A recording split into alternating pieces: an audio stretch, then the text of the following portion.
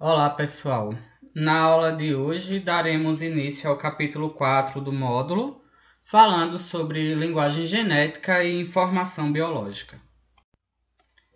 A reprodução e a divisão celular permitem às espécies se estabelecerem no ambiente e deixar descendentes pela transmissão das informações biológicas, que caracteriza a hereditariedade. Que informações biológicas são essas? As que são recebidas de ambos progenitores, ou seja, pai e mãe. Indivíduos com material genético igual ao que o originou significa que ele é um clone, ou seja, passou por uma reprodução assexuada, sendo assim uma cópia idêntica daquele que o originou. Mas, quando há troca de material genético entre os indivíduos através dos gametas, que são as células reprodutivas, há uma reprodução sexuada. Toda reprodução sexuada é caracterizada pela troca de informações entre os gametas, óvulo e espermatozoide nos animais e nas plantas, óvulo e pólen. O material genético é responsável por determinar as características de cada indivíduo. É nele que estão as informações passadas ao longo das gerações de pai para filho. Esse material genético pode estar constituído quimicamente por moléculas de ácido nucleico. Essas moléculas podem ser DNA ou RNA. DNA é a sigla que significa ácido desoxirribonucleico.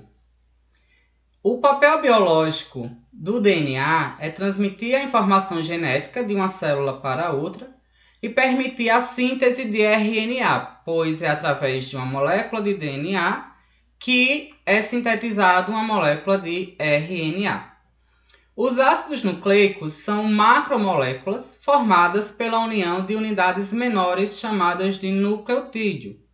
Um nucleotídeo é formado por um fosfato, um açúcar, que é uma pentose, e uma base nitrogenada. Essas subunidades estão presentes nos dois tipos de ácidos nucleicos. No DNA, nós temos o fosfato, uma desoxirribose, por isso DNA. E aí nós temos as pecinhas que se encaixam. A timina se encaixa com a adenina e a citosina com a guanina. Já no RNA, nós temos um fosfato, uma ribose, por isso RNA, e também as pecinhas que se encaixam. A diferença é que no DNA nós temos a timina, que se encaixa com a adenina, e no RNA nós temos a uracila, que se encaixa com a adenina. E a citosina, igual ao DNA, se encaixa com a guanina. Então, entre DNA e RNA, nós temos aí apenas a troca de uma das bases nitrogenadas. No DNA está presente a timina e no RNA ela é trocada pela uracila. Quando o nucleotídeo está montado, nós temos sempre o fosfato ligado à pentose e a pentose ligada à base nitrogenada. Como o DNA é uma fita dupla, essa base nitrogenada irá se encaixar com seu par correspondente que vem da outra fita, formando assim as pontes de hidrogênio. Quando o DNA está todo organizado, cada fita terá o encaixe perfeito com a sua fita molde através do encaixe das bases nitrogenadas. Como o RNA é apenas uma fita simples, ele fica na conformação em que nós vemos, com apenas um lado. A molécula de DNA, ou ácido desoxirribonucleico, é uma molécula composta por duas fitas, formando uma dupla hélice, porque essas fitas são retorcidas. E estão ligadas por pontes de hidrogênio, como nós já vimos, adenina e timina, citosina e guanina. E aí eu trago uma dica. Podemos usar a música brasileira como referência para lembrarmos essas bases nitrogenadas corretamente. Podemos aí, na adenina e timina, lembrarmos do cantor Agnaldo Timóteo. E na citosina, guanina, Gal Costa. Ah, professor, mas aí não seria o contrário? Temos que lembrar que uma fita vem de cima para baixo e a outra vem de baixo para cima. Então, a gente pode representar a citosina na frente da guanina, mas quando falarmos na Gal Costa, lembraremos que é G e C. Lembrando que o C vem na frente do G para ter uma conformação correta nessa ligação de hidrogênio. Como citado anteriormente, a molécula de DNA é composta por duas fitas retorcidas. Quando essa fita está estirada, ela tem a aparência de uma escada, sendo que os degraus dessa escada são formados pelas pontes de hidrogênio, timina e adenina e guanina e citosina. Então, ela fica com essa aparência enrolada durante todo o tempo, trazendo as informações genéticas.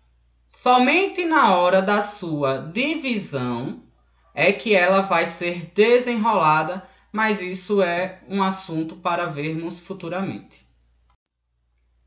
O RNA é o ácido ribonucleico. É formado por uma molécula de fita simples, que é produzida a partir de um dos lados da fita de DNA. O RNA é encontrado no núcleo e no citoplasma das células, e sua função é realizar a síntese proteica. Através do DNA, as informações para a síntese, ou seja, a fabricação das proteínas, é realizada. O RNA, ou em português ARN, assim como o DNA em português é ADN, é um polinucleotídeo que difere do DNA em três aspectos básicos. O açúcar no RNA é uma ribose, enquanto no DNA é uma desoxirribose. O RNA é formado geralmente por uma fita simples, que pode enrolar-se. Já o DNA é formado por uma fita dupla. Não existe a base pirimídica timina e no lugar da timina se encontra a base uracila. Os pareamentos seguem a ordem adenina-uracila e guanina-citosina. Com relação ao funcionamento dos genes, cada cromossomo é formado por um filamento de DNA com muitos genes. Os genes mantêm as informações químicas para a síntese de um tipo de molécula necessária ao metabolismo celular e do organismo como um todo. É por meio dos genes e da síntese de proteínas que os seres vivos mantêm todas as suas funções vitais. Proteínas são moléculas orgânicas com funções estruturais, enzimáticas e hormonais, ou seja, elas participam da formação dos tecidos, participam também como sinalizadores químicos e também na promoção do andamento dos organismos como um todo através dos hormônios. As proteínas também formam anticorpos e determinam as características do indivíduo. Nos genes, a informação é encontrada na forma de sequência de nucleotídeos ao longo de uma cadeia de DNA. Então, nós temos uma molécula de DNA que irá se dividir, já que ela é dupla. Uma das fitas irá servir como molde para a molécula de RNA.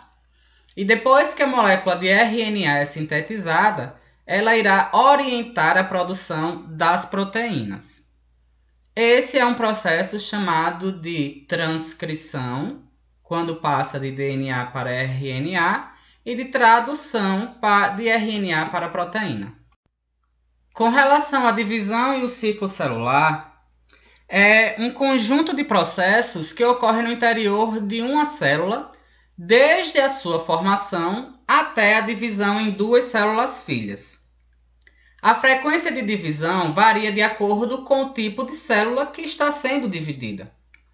O ciclo celular envolve duas etapas, a intérfase e a divisão celular propriamente dita. Cada célula traz consigo as informações cromossômicas que estão contidas dentro dos cromossomos.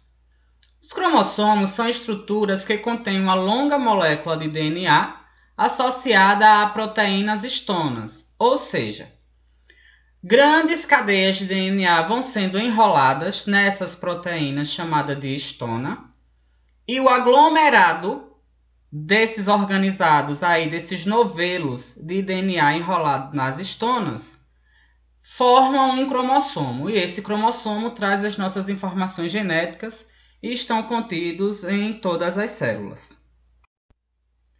Com relação à divisão celular, toda célula tem um ciclo de vida.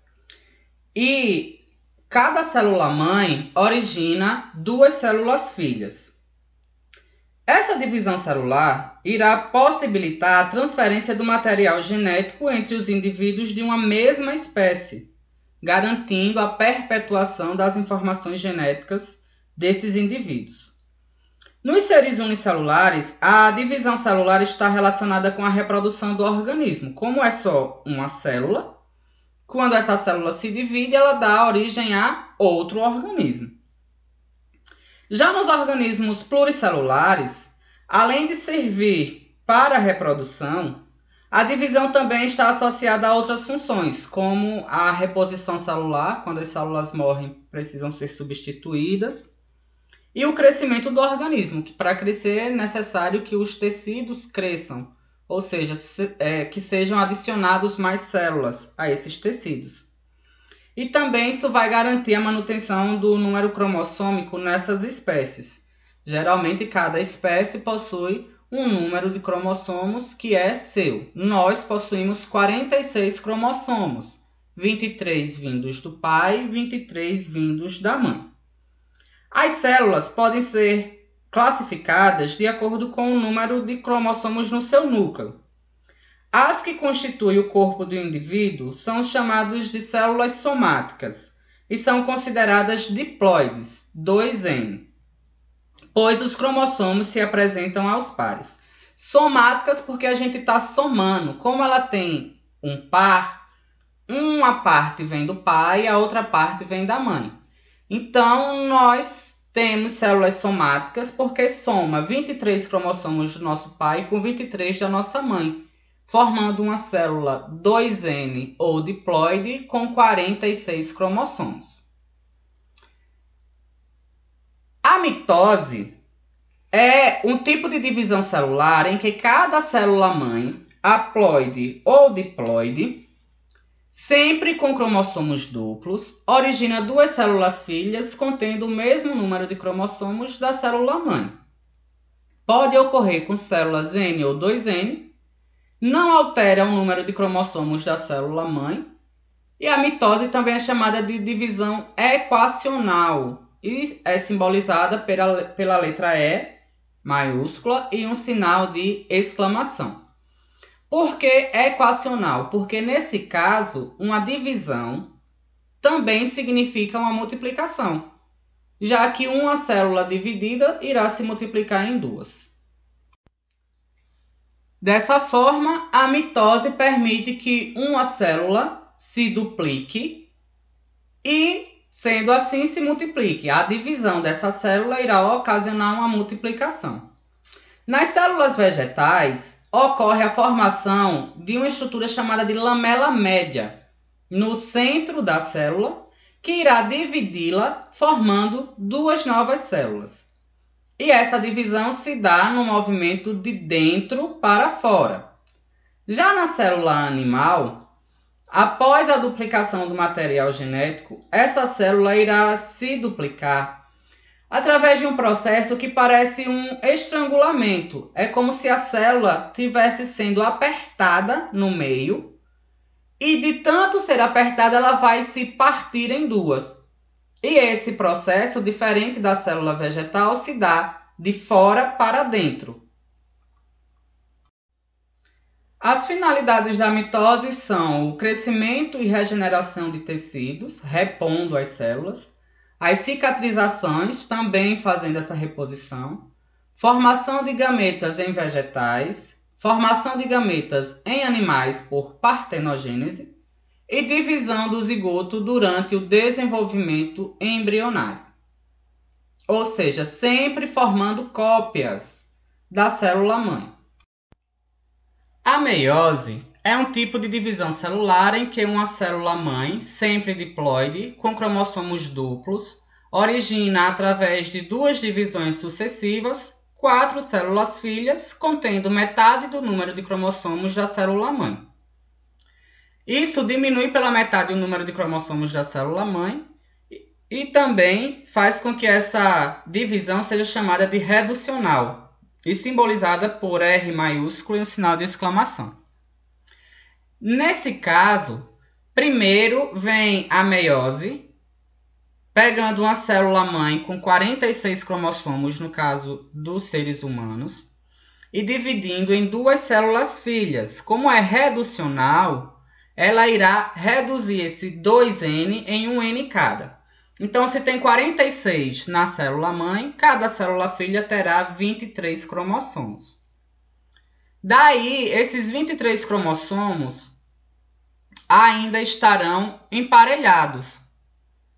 As cromátides irão se dividir e cada célula-filha, passando por uma nova divisão, terá 23 cromossomos cada. Os seres humanos possuem a diferenciação sexual em cromossomos XX para a mulher e XY para o homem. Então, a constituição cromossômica será 2A, ou seja, uma célula diploide, X mais Y para formar um indivíduo do sexo masculino, e 2A, ou seja, uma célula diploide, XX para formar um indivíduo feminino. Os gametas produzidos serão A mais X ou A mais Y, no caso dos homens. E as mulheres sempre A mais X, porque só possuem cromossomo X.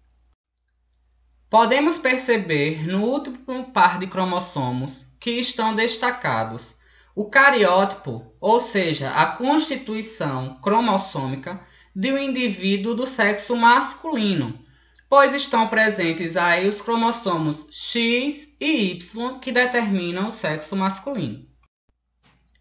Já aqui nós temos um cariótipo de um indivíduo do sexo feminino, caracterizado pelos cromossomos XX, que determinam o sexo feminino. A nossa aula de hoje termina por aqui. Obrigado pela companhia e até a próxima aula.